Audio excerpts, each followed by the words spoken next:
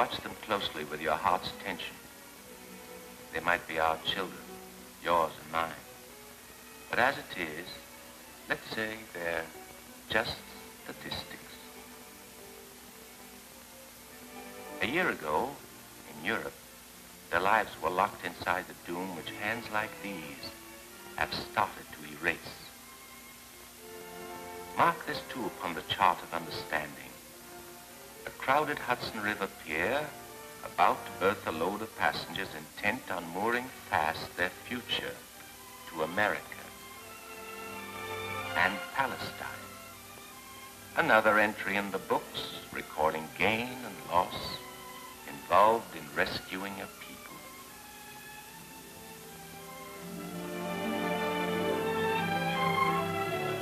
And now, go back to desolation, such as this, to see the progress made since these assembly lines of fascist death were captured from the Axis.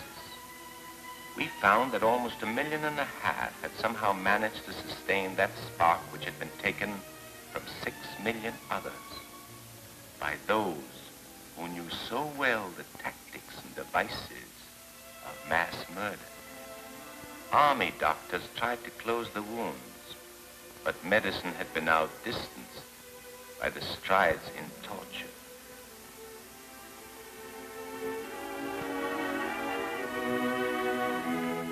Those brought back this side of life gathered in yards for services, memorial to comrades.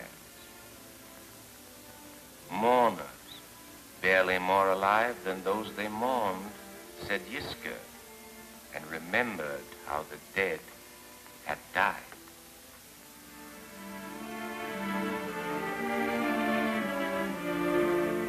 It remained for us here in America to join that service, and we did. We carved a monument to martyrdom with our labors for the fraction who survived.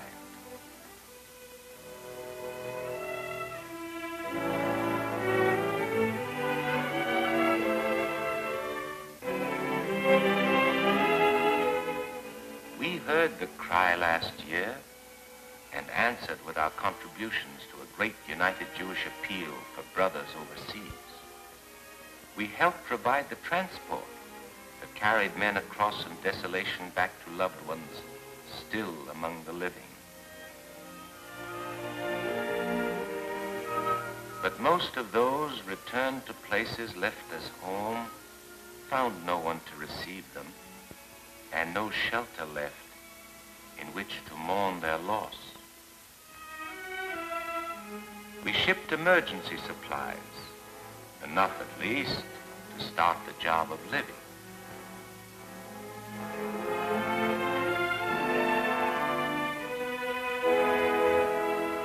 The wheels of our relief trucks raced along the still fresh tracks of tanks. We sent food enough to serve 1 million meals a day, clothes enough to outfit cities.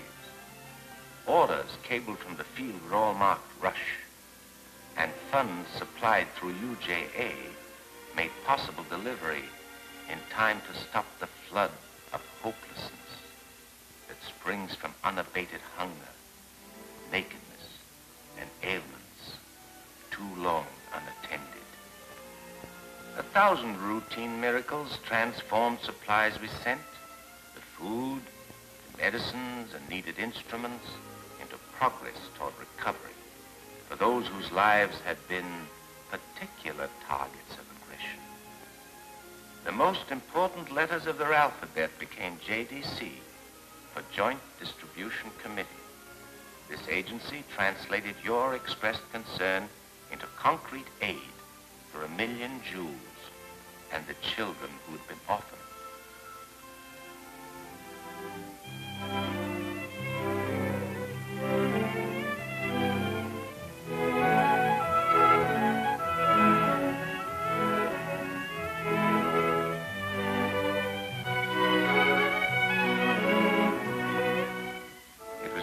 Wonder to see how veterans of disease and hunger and aloneness could rally when provided with these goods and services.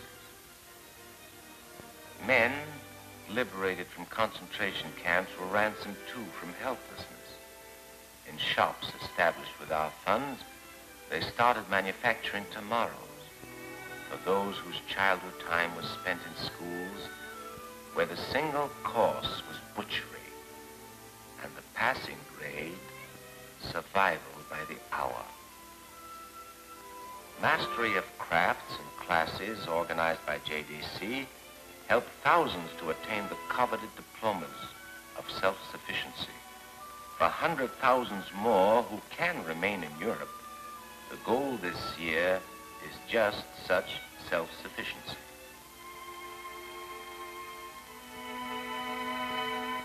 In salvaged ruins of venerated synagogues, the chant of ancient prayer each Sabbath again brings highest tonic for the task ahead.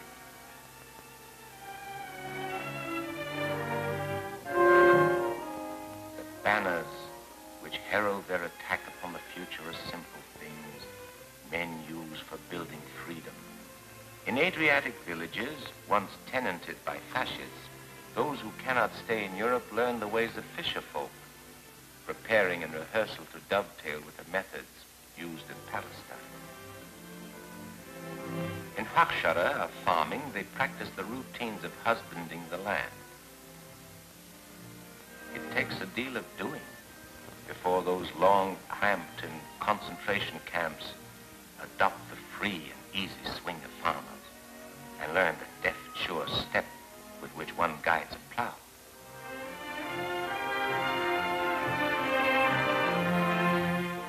But under spur of hope, they manage it, and as they do, scores of others come to fit themselves for livelihood in Eretz Yisroel.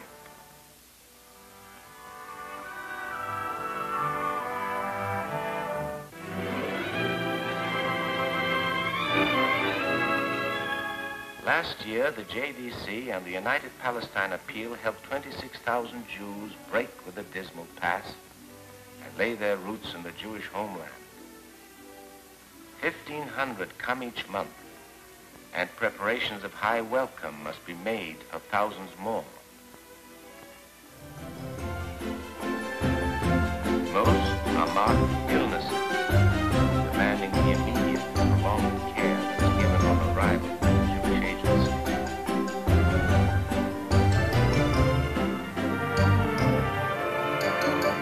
All of them, and all of those yet to come, need clothing and relief. For the people seeking new beginning in Palestine today are not the stalwart sons and daughters who, 20 years ago, built settlements of self-reliance. They who come today are sick and destitute. They are the stripped and beaten, whose strength was spent in battling for survival.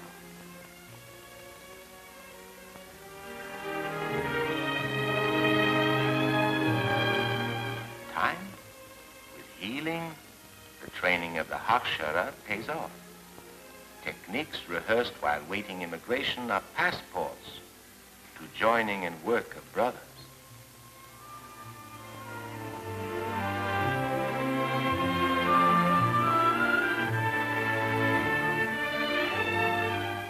The land that's bought by the Jewish National Fund is extended and developed by the Keren HaYesod into potential for a people.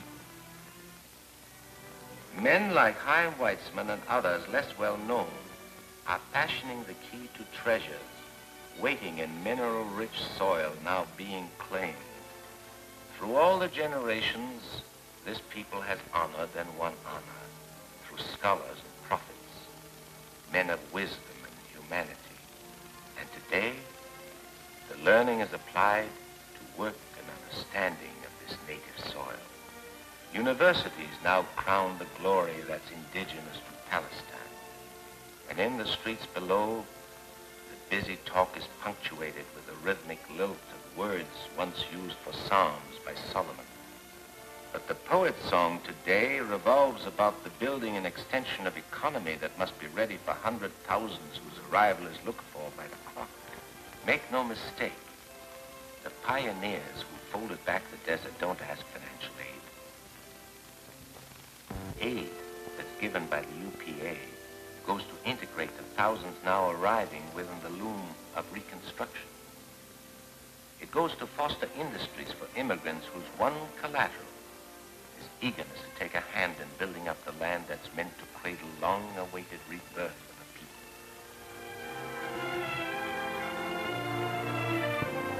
In farm cooperatives across the reclaimed land, assignment boards like this are used to hand out shares of work in building sanctuary.